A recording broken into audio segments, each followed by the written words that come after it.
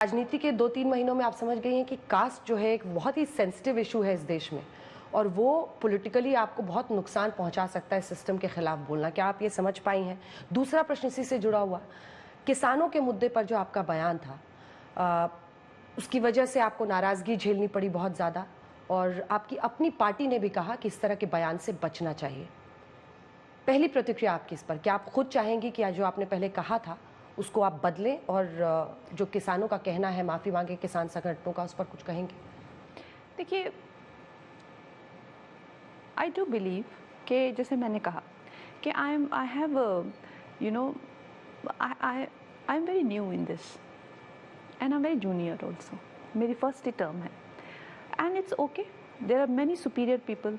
हिंदी में बोल। हाँ, मैं इसमें जो हूँ मैं नई हूँ और अभी मुझे, जैसे आप जानते हैं, 2 महीने हुए हैं, मैं काफ़ी जूनियर भी हूँ। तो पार्टी में मुझसे सुपीरियर लोग हैं, सीनियर लोग हैं, तो क्या वो मुझे बता सकते हैं, समझा सकते हैं, मुझे सही अपना जो भी उनकी जो पॉलिसीज़ हैं उसके अनुकूल बना सकते हैं? ऑफ कोर्स मैं उसके लिए बहुत ओपन हूँ और मुझे नहीं लगता कि मेरे लिए अब ज़िंदगी में कुछ सीखने के लिए रहा ही नहीं हुआ है। मैं सब सीख चुकी हूँ और मुझे सभी आता है। नहीं, मेरा ऐसा एटीट्यूड कभी भी नहीं रहा। बिसाइड्स, एक जो पार्टी की पॉलिसीज़ होती हैं, ठीक है, वो पार्टी निर्धारित करती है, आपको उसके साथ में अलाइन रहना पड़ता है।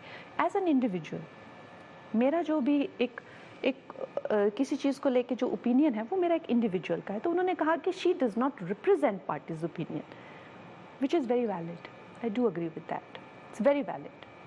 और उन्होंने ये भी कहा कि पार्टी की एक अपनी पॉलिसी जिस पे उन्होंने निर्धारित की हुई है, which I should definitely be aligned with, which I also agree, and it is coming from a very genuine place कि मुझे वाकई में पार्टी की जो आज महत्वता है और जो हमारी पार्टियाँ जहाँ पे है उसके लिए, खासकर क्योंकि मैंने इमरजेंसी पे काम किया है, तो जनसंघ से लेकर जनता पार्टी से लेकर उसका ऑफशूट ये भारतीय जनता पार्टी, क्या हमारी जर्नी रही हुई है।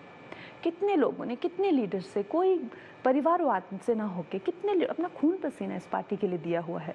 हमारे लिए पार्टी से बढ़कर कुछ नहीं है और पार्टी के लिए देश से बढ़ के कुछ नहीं है।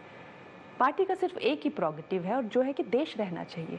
सो जो देश रहना चाहिए, I am totally aligned with that. और लेट मी फिनिश दैट, अगर कभी मेरे किसी भी कारण से, जाने अनजाने में, अगर मैं पार्टी की पॉलिसी को हर्ट करती हूँ और पार्टी के जो है किसी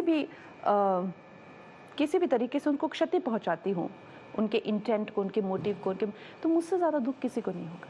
अगर किसानों की भावनाएं आहत हुई हैं तो आप उनसे क्या कहना चाहेंगी? मैं खुद किसान हूँ, मेरी फैमिली भी किसान है, लेकिन मुझे लगता है कि जैसे ऐसा लगता है कि जब मुझ पे अटैक हुआ उसे सेलिब्रेट किया गया, मुझ पे जब अटैक हुआ उसे सेलिब्रेट किया गया, जैसे कि मैं महिला हूँ ही नहीं।